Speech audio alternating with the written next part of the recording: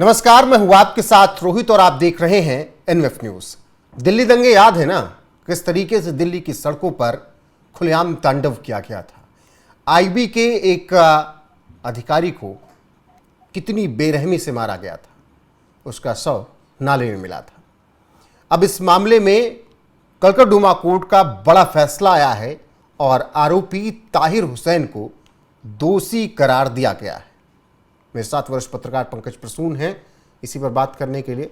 Pankaj ji, court ने क्या कुछ कहा ताहिर हुसैन को दोषी करार देते हुए, और खबर यह भी मिल रही है कि ताहिर हुसैन रोने लगा चीख चीख के। ताहिर हुसैन के साथ साथ 5 और आरोपियों को दोषी करार दिया गया। टोटल 11 लोग आरोपी थे, जिसमें ताहिर हुसैन सहित 5 लोगों को दोषी करार दिया गया है।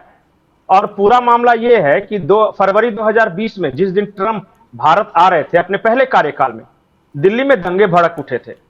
और वो सीएए के खिलाफ जो प्रोटेस्ट था वो शाहीन बाग वाला, उसके बाद वही वाली घटना है। आईबी के एक अधिकारी थे अंकित शर्मा, और अंकित शर्मा उत्तर पूर्व दिल्ली में एक नाले से इनका शव बरामद हुआ था। और इनके शव पर 51 चोट के निशान थे, जो कि धारदार हथियार से किए गए थे। इनके कंधे, सीने, पैर, हाथ, ऐसा लग रहा था कि 10-20 आदमी ने मिलकर सिर्फ चाकुओं से गोदा है या किसी तेज हथियार से काटा है। इस हालत में इनका शव बरामद हुआ था। और मुझे अभी याद है वो सीन जब उनका शव नाले से खींचकर निकाला जा रहा था। 53 लोग कुल मरे थे इन दिल्ली दंगों में। और जो मेन मास्टरमाइंड था यही ताहिर हुसैन था, एमसीडी का पार्षद। इसी के घर से वो पेट्रोल बम भी बरामद हुए थे, हथियार भी छुपाया था, लोगों को भड़काया भी था। अब इसे जिन धाराओं के तहत दोषी ठहराया गया है, इसमें या तो उम्र कैद है या मौत है। या तो जिंदगी भर जेल में सड़ेगा या फांसी की सजा होगी। तीसरा कोई उपाय नहीं है।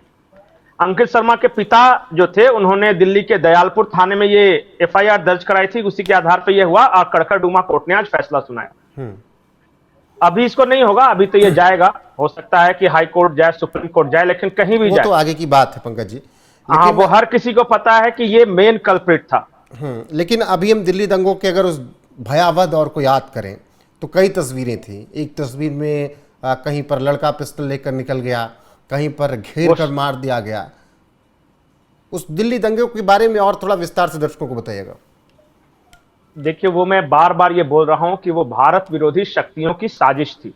हुआ ये था कि ये सीए वगैरह का प्रोटेस्ट चल रहा था, ये सब, इसमें कोई ये नहीं, प्रोटेस्ट आराम से शाहीन बाग में बैठे हुए थे। फिर सोनिया गांधी ने एक भाषण दिया एक दिन पहले कि अब सिर्फ सड़कों पर उतरने से काम नहीं चलेगा और इस सरकार को सबक सिखाना होगा। सोनिया गांधी का स्टेटमेंट आया वो जब आने वाले थे डोनाल्ड ट्रंप। जिस दिन डोनाल्ड ट्रंप लैंड करते हैं उस दिन दंगे भड़क जाते हैं दिल्ली में, और खास करके उत्तर पूर्व वाला इलाका, वो सब जो जवाहर नगर और उधर सीलमपुर, वो जो उधर का जो इलाका है वो सब पूरा अफेक्टेड था। 53 लोग मारे गए थे और ये जेनोसाइड था हिंदुओं का। हुआ ये था कि हिंदू तो तैयार थे नहीं।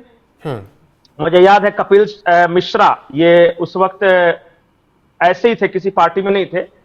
इन्होंने विरोध किया, कुछ हिंदुओं को एकजुट किया, तब कुछ बचे, नहीं तो उन लोग पूरी तैयारी के साथ थे। उन लोग अपने घरों से पेट्रोल बम फेंक रहे थे, धारदार हथियार थे उनके हाथ में। वो जो शाहरुख लड़का जो रेड टी शर्ट में उस वक्त पिस्टल से निकाल के वो पुलिस वालों पे तानता हुआ दिखा था, वो था। और ये पूरी की पूरी साजिश थी। इनको पता था इन दंगाइयों को कि क्योंकि ट्रंप आएंगे तो पूरे दुनिया भर की मीडिया आएगी दिल्ली में, और जब दुनिया भर की मीडिया दिल्ली में मौजूद है उस वक्त जब दंगा करेंगे तो इसका कवरेज भी इंटरनेशनल स्तर पे होगा। और यही वो चाहते थे। उनकी मंशा ये थी कि किसी तरह भारत सरकार की इमेज को पूरी दुनिया में ऐसे पेश की जाए, ये मुसलमान विरोधी है, देखो हिंदू मुस्लिम दंगे हो रहे हैं और भारत की हिंदुवादी सरकार मुसलमानों को मार रही है, और इसीलिए दंगे शुरू ही किए गए थे।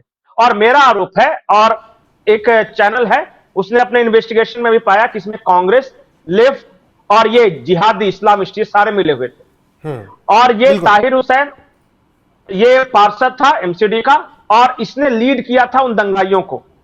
इसने अपने घर में हथियार, छतों पे पत्थर वगैरह रखे थे आसपास के, सारा कुछ, और तब ये हिंदुओं को मारा था इसने उस वक्त। ठीक है, फिलहाल 2020 की बात है। फिलहाल कड़कड़डूमा कोर्ट ने इस मामले में, जिसमें अंकित शर्मा जो कि आईबी के ऑफिसर थे, उनकी बेरहमी से हत्या की गई थी, ताहिर हुसैन को दोषी करार दिया है। आगे जो अपडेट आएगी आप तक जरूर पहुंचाएंगे। अभी के लिए इस वीडियो में बस इतना ही। बने रहिए हमारे साथ लगातार। नमस्कार।